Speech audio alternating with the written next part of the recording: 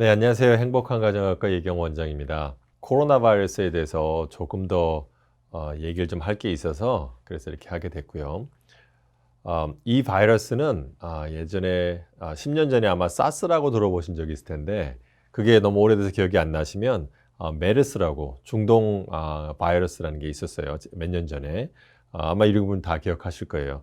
이 메르스, 사스 다 코로나 바이러스입니다. 이것도 코로나 바이러스고요. 그런데 그때 당시에는 시끄러웠지만 뭐 전 세계를 셧다운 시킬 정도까지는 아니었어요. 왜냐하면 전파를 시키다가 어느 정도 잠잠해졌기 때문에. 그런데 이번에는 독특하게도 같은 코로나인데도 코로나 바이러스인데도 전파 속도가 상당히 빠릅니다. 그 이유는 지금 연구진들이 계속 연구하고 있고요. 바이러스가 전파되는 방법은 이제 두 가지인데 하나는 이제 비말을 통해서, 그러니까 기침이나 재채기를 하면 그게 타액에 그 바이러스가 묻어서 2미터 정도 이동을 하고 공기보다 무거우니까 떨어지고 그걸 우리가 접촉을 하고 손에 입이나 코를 만지면 이제 감염이 되는 게 그게 비말 전파라고 하고요. 또 한 가지 바이러스가 전파되는 방식은 공기 중 전파라는 게 있어요.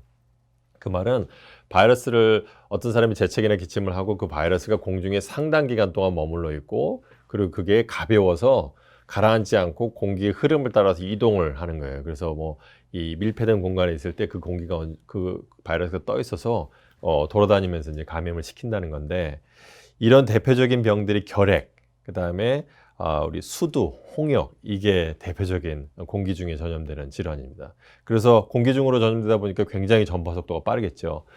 현재까지 연구 결과에 의하면은 이 코로나 바이러스는 비말에 의한, 그러니까 떨어진 걸 우리가 만져서 걸리는 거라고 생각하는데, 그런데 문제는 이 바이러스가 나온 지가 얼마 안 됐어요. 저희가 아직 연구 결과가 부족해서 아직은 잘 모릅니다. 그래서 마스크를 쓰라고 권하는 거고요.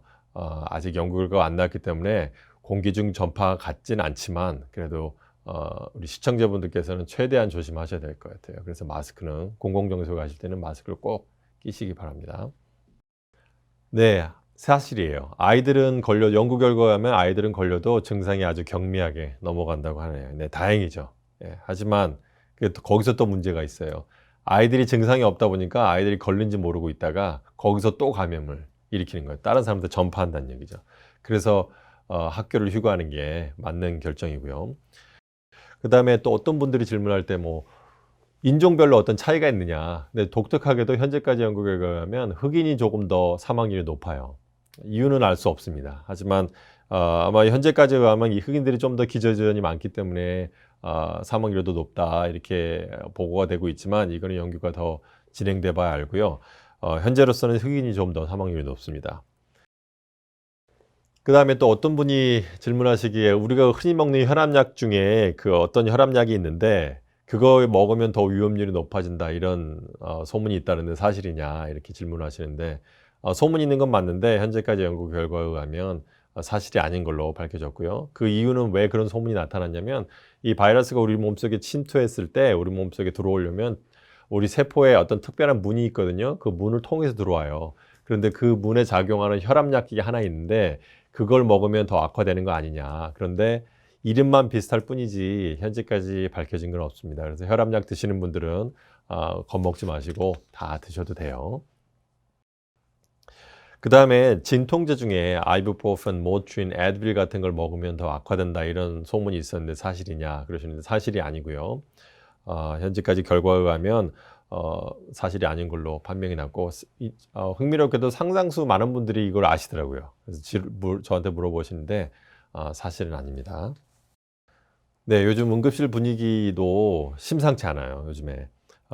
환자를 볼 때마다 중무장을 하고 들어갑니다. 고글도 쓰고 마스크도 쓰고 얼굴 전체를 다 가리고, 장갑 끼는 건 당연하고요. 가운도 다 입고 들어가고, 그리고 환자 보고 나면 그걸 다 버리고요. 요즘에 저희 일하는 병원에서 일주일에 꼭 두세 번 정도는 화상회의를 다 해요. 그래서 모든 의사들이 다 모여서 어떤 새로 나온 연구 자료가 있는지 확인하고, 그리고 서로 리뷰를 하고, 지금 현재 뉴욕이나 뉴저지에서 심각하기 때문에 거기서 일어나는 상황들이 어떤지 모니터도 하고, 그래서 저희가 요즘에 병원 회의를 자주 해요. 근데 또 어떤 질문들이 또 있냐면, 만약에 환자가 죽어가는데 인공호흡기는 하나밖에 없어요. 그러면 그거 어떻게 할 거냐. 그래서 두 명이 나눠 쓰는 방법도 논의를 하고 있고, 하여튼 최악의 상황을 지금 많이 고려를 하고 있습니다. 매일매일 새로운 자료들이 많이 쏟아지고 있기 때문에 과연 어떻게 환자가 왔을 때 어떻게 치료해야 되느냐 많이 논의하고 있고요. 특히 딱히 특효약은 없습니다. 그런데 증상이 심한 환자들한테 쓸 수 있는 약은 있긴 있어요. 뭐 하이드로클로로퀸이라고 말라리아 약이 있고요. 이거 흔히 우리 사용하는 항생제 중에 또 에지트로마이신이라는 항생제가 있어요. 이 두 약이 현재 있는 약 중에 환자가 증상이 심하면 써야 되는 약인데 이 약이 이 바이러스를 죽이는 약은 아니에요. 그냥 이 바이러스가 우리 몸에 들어왔을 때 이 바이러스에 증식을 하잖아요. 그 증식을 좀 억제하는 수준의 약이에요. 그래서 말라리아 약하고 우리가 흔히 항생제 쓰는 게 있는데 지금 말라리아 약을 처방전을 제가 드려도 약국에서 구할 수 없을 겁니다. 동이 났어요. 이거는 대학병원이나 종합병원들만 가지고 있고요. 저희 병원에서도 아주 제한된 분량만 가지고 있습니다.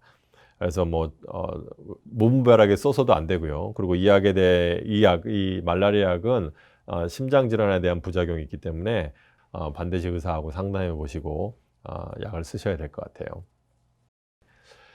기저질환이 있고 그리고 재봤더니 산소 농도도 낮고 그리고 엑스레이나 CT상에 폐렴 소견이 보였을 때 그럴 때 말라리아 약을 쓰라고 지금 권고사항에 나와 있어요. 제가 지금 이 병원에서 나온 이 치료 권고사항을 저희가 늘 숙지하고 보고 있는데 약의 종류가 상당히 많은데 그중에 말라리아 약하고 그 항생제 제가 말씀드렸던 그 항생제를 증상이 심한 분들, 폐렴 소견이 보이는 분들한테만 쓰게 돼 있고요.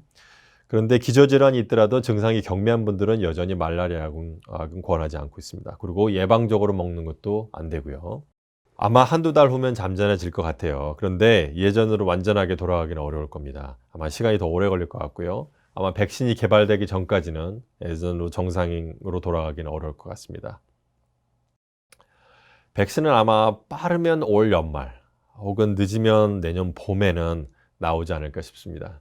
지금 모든 제약회사들이 온 힘을 다해서 지금 백신을 만들려고 하고 있는데 누가 먼저 만들지 모르겠지만 만들면 뭐 대박이겠죠. 네, 마지막으로 또 당부드리고 싶은 말은 기본에 충실하시면 돼요. 손 자주 씻으시고 알코올이 들어가 있는 세정제로 해도 되지만 비누로 씻는 게 사실 제일 확실하고요. 그다음에 마스크 꼭 쓰시고 또 제가 지금 느낀 것 중에 하나는 환자분들한테 전화가 와요. 불안하신 거예요, 지금. 그런데 이 알러지 시즌하고 겹쳐가지고 이게 재채기하고 콧물 나는데 이게 코로나인지 물어보시는 전화를 많이 오시는데, 예, 지금 병원에 오지 않으시고 전화로 진료가 충분히 가능하니까 그 닥터 자기 주치의가 있으시면 거기에 전화하셔서 그런 상담을 받으시면 될 것 같고요. 너무 불안해하지 마시고 원칙만 지키시면 큰 문제는 없는 것 같습니다. 제가 지금 타주에서 응급실에 큰 병원에서 와서 보니까 상황이 만만치 않아요. 쉬운 게 아닌 것 같아요. 그래서 제가 좀 더 조심하시라고 이렇게 시간을 내서 다시 한번 방송을 하게 됐습니다. 예, 감사합니다.